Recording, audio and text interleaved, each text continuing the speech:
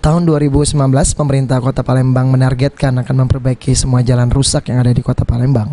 Perbaikan dilakukan mulai bulan Juni 2019 di Jalan Karim Kadir, Kecamatan Gandus, dan Jalan Brigjen Hasan Kasim, Celentang. Di tahun 2019, pemerintah Kota Palembang telah menganggarkan dana 290 miliar rupiah, di mana 110 miliar rupiah untuk perbaikan jalan dan sisanya untuk drainase.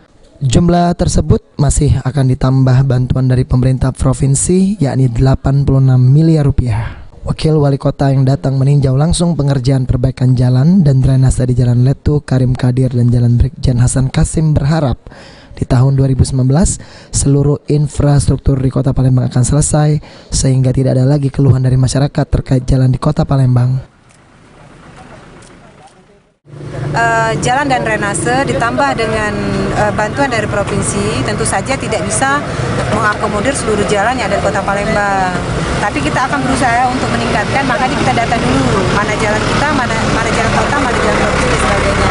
Tapi saya semangat seperti Pak Gub yang begitu semangat ingin membenahi seluruh jalan yang ada di Kota Palembang, dan mudah-mudahan apa yang sudah disampaikan betul-betul bisa kita wujudkan.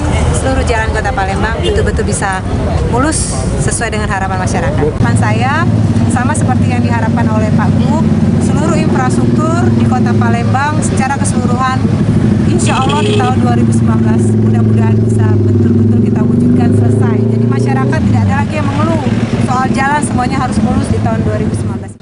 Meski demikian, Wakil Wali Kota Palembang Fitrianti Agustinda mengatakan pihaknya masih membutuhkan dana tambahan 350 miliar rupiah agar semua jalan di Kota Palembang dapat mulus. Heru Wahyudi, PAL TV.